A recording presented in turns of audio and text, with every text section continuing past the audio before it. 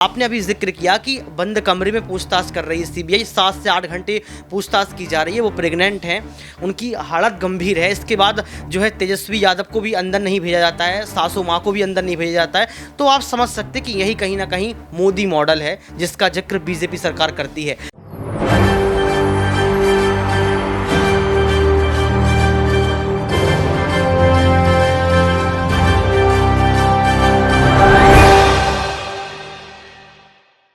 नमस्कार, मैं हूं राहुल शर्मा। आप देख रहे हैं SP9 न्यूज। स्वागत है आप सभी का आज के इस प्रोग्राम में। और प्रोग्राम की शुरुआत विपक्ष से कर रहे हैं। क्या सरकारी एजेंसियां केवल विपक्ष के लिए बनी हुई हैं, सत्ता पक्ष के लिए नहीं है? और क्या पूछताछ इतनी ज़्यादा ज़रूरी है कि इंसानियत ही खत्म हो जा रही है? पूछताछ इतनी ज़्यादा ज़रूरी हो गई है कि किसी की सेहत के साथ खिलवाड़ किया जा रहा है। तेजस्वी यादव की पत्नी राजश्री यादव प्रेग्नेंट हैं, तबीयत ठीक नहीं है, स्वास्थ्य ठीक नहीं है। ऐसी अवस्था में, ऐसी हालात में 7 घंटे, 8 घंटे, 12 घंटे पूछताछ करना, क्या ये ठीक है? और क्या ये नहीं बताता आज का माहौल कि सत्ता पक्ष जानबूझकर तमाम सरकारी एजेंसियों का दुरुपयोग कर रही है? और क्या जब पता है सरकारी एजेंसी के अधिकारियों को कि तेजस्वी की पत्नी की हालत ठीक नहीं है, तो 5 से 10 मिनट पूछकर काम ख़त्म नहीं किया जा सकता? हालत इतनी ख़राब हो जाती है तेजस्वी यादव की पत्नी की कि अस्पताल में एडमिट करवाना पड़ता है, क्योंकि पूछताछ जब हो रही थी तो अचानक बेहोश हो जाती हैं, फर्श पर गिर जाती हैं। मेरे साथ मेरे खास सहयोगी ऋतिक जुड़े हुए हैं। ऋतिक, सबसे पहले तो बहुत बहुत स्वागत है आपका। और सरकारी एजेंसियों पर चर्चा हम कर रहे हैं, विपक्ष पर भी चर्चा कर रहे हैं, सत्ता पक्ष पर भी कर रहे हैं। लेकिन मेरा पहला सवाल आपसे ये रहेगा कि क्या किसी की सेहत के साथ हम खिलवाड़ कर सकते हैं? किसी की मनोस्थिति के साथ हम खिलवाड़ कर सकते हैं? क्या पूछताछ इतना ज़्यादा ज़रूरी है कि ये भी नहीं देखा जाता कि सामने जो बैठे हुए हैं या जो सामने के लोग हैं उनकी हालत कैसी है? देखिए राहुल सर, यहाँ पर सेहत जरूरी नहीं है, चुनाव जरूरी है। 2024 के लिए महज 1 साल से कम का समय बचा है।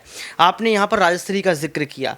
यहाँ पर लालू यादव की जो बेटी हैं रोहिणी, उन्होंने साफ तौर पर कहा था कि मेरे पिता का तो अभी ट्रांसपेरेंट हुआ है, वो इतने ठीक भी नहीं है, वो चल भी ठीक से एक किडनी पर है। हाँ, एक किडनी पर है। उन्होंने साफ तौर पर कहा था कि मैं देश के प्रधानमंत्री को चुनौती देना चाहता हूँ कि अगर मेरे पिताजी को कुछ हुआ तो मैं किसी को छोड़ूंगी नहीं। उन्होंने साफ तौर पर ये बात कहा था कि आज आपका समय है, कल मेरा समय होगा। और समय समय की बात है। आप समय का दुरुपयोग कर रहे हैं, आप सीबीआई का दुरुपयोग कर रहे हैं, आप आईटी का दुरुपयोग कर रहे हैं। आज तमाम एजेंसियों का जो है दुरुपयोग किया जा रहा है, ये रोहिणी यादव ने कहा था। और साफ तौर पर तेजस्वी यादव यही बात कह रहे हैं। कल मैं ग्राउंड पर था, ग्राउंड के दौरान मैं सैनिकों से बात कर रहा था, वहाँ सैनिक भी यही बात कह रहे थे कि आज तमाम एजेंसियाँ, तमाम जो संस्थान हैं वो केंद्र सरकार के दबाव में काम कर रहे हैं। आखिर आज क्यों विपक्ष को, तमाम लोगों को ये बात कहनी पड़ रही है कि तमाम एजेंसियाँ और संस्थान जो है केंद्र सरकार के दबाव में? लगातार देखिए, वो प्रेग्नेंट हैं, आप 7 से 8 घंटे जो है यहाँ पर पूछताछ करते हैं, यहाँ पर आप लगातार जो है विपक्ष को घेरने का प्रयास करते हैं। कौन सी राजनीति है ये? क्या लोकतांत्रिक मूल्यों का हनन नहीं है? क्या ये लोकतंत्र की हत्या नहीं है? आप अपनी बात आगे ज़रूर रखिएगा। इसी में एक मेरा छोटा सवाल है कि जब तेजस्वी यादव की पत्नी प्रेग्नेंट है, हालत ठीक नहीं है, ऐसे में उनके साथ उनके पति का होना ज़रूरी था। वो उनकी सास भी हो जाती तो कोई दिक्कत नहीं है, लेकिन बंद कमरे में आप उनको बिठा कर रखे हुए हैं, जबकि उनका बैठना ज़्यादा ठीक नहीं है स्वास्थ्य के लिए। उनके पति को आप उनके साथ नहीं आने देते, उनकी सास को आने नहीं देते।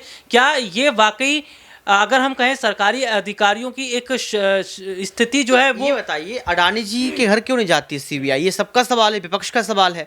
आप ये बताइए कि आपने ढूंढ लिया कि जहाँ जहाँ चुनाव होने हैं वहाँ वहाँ पहुँचना है, बिहार आप पहुँच जाते हैं। इसके साथ साथ देखा जाए तो आप विपक्ष की तमाम, आप पवन खेरा को गिरफ्तार करवा लेते हैं, आप मनीष सिसोदिया को गिरफ्तार करवा लेते हैं, क्योंकि राहुल सर आपको भी पता है कि अभी 8 राज्यों की विधानसभा चुनाव बाकी हैं, 3 के हो चुके हैं। वहीं आपको ये पता है कि 2024 भी नज़दीक है। लोकसभा चुनाव के लिए महागठबंधन की तैयारी चल रही है। कपिल सिब्बल एक मुहिम चला रहे हैं, तमाम पार्टी एकजुट हो रही है, तमाम चेहरों के साथ जो है एक चेहरा नजर आ रहा है। नीतीश कुमार आपको जो है कुछ दिन पहले यहाँ पर तेजस्वी यादव केजरीवाल के साथ नजर आए थे। वहीं देखा जाए तो अखिलेश यादव भी तेजस्वी यादव के साथ नजर आए थे। तो मोदी सरकार को ये डर है कि अगर विपक्ष एक हो गया, अगर गठबंधन यहाँ हो जाता तो उनको तगड़ा झटका लगेगा। आपने अभी जिक्र किया कि बंद कमरे में पूछताछ कर रही है सीबीआई, 7 से 8 घंटे पूछताछ की जा रही है। वो प्रेग्नेंट हैं, उनकी हालत हालात गंभीर है। इसके बाद जो है तेजस्वी यादव को भी अंदर नहीं भेजा जाता है, सासू माँ को भी अंदर नहीं भेजा जाता है, तो आप समझ सकते कि यही कहीं ना कहीं मोदी मॉडल है जिसका जिक्र बीजेपी सरकार करती है। और अगर ऐसा ही ये करते रहे तो ये जनता भी देख रही है और जनता के साथ साथ तमाम विपक्ष के नेता भी देख रहे हैं। मुझे तो ये डर है कि जो 28% वोटिंग शेयर की बात थी कि कम हो सकता है बीजेपी पार्टी का, और अगर यहाँ पर महागठबंधन हो जाता है तो मुझे लगता है कि हार का सामना भी ना करना पड़े। ऋतिक, तेजस्वी यादव ये कह रहे हैं कि छानबीन कर रहे हो, छापे मार रहे हो, चलो ठीक है मार दो, लेकिन आप पहले का तो हिसाब दो, जो आपने पहले छापे मारे उसमें भी किया है। मैं वही देख रहा था जी जी, कि उन्होंने एक बार आप बता दीजिए। उन्होंने साफ तौर पर कहा था, तेजस्वी यादव ने एक ट्वीट करके कहा कि याद करिए 2017 में भी कथित 8,000 करोड़ का लेन देन, हजारों करोड़ रुपए का मॉल, सैकड़ों संपत्तियां, अभी चंद महीनों पहले गुरुग्राम में अरबों का व्हाइट लैंड कंपनी का जो है अर्बन क्यूब मॉल भी मिला था। भाजपाई अब कथित 600 करोड़ का नया हिसाब लाने से पहले अपने सूत्रों को पुराने का जो हिसाब था वो तो दें। तेजस्वी ने आगे लिखा कि भाजपा सरकार द्वारा सूत्रों के हवाले से इधर उधर की भ्रामक जो है अफवाहें फैलाने अथवा खबर प्लांट करवाने की वजह से रेड के बाद हस्ताक्षर किए जाने वाले पंचनामे की सूची सार्वजनिक कर देनी चाहिए।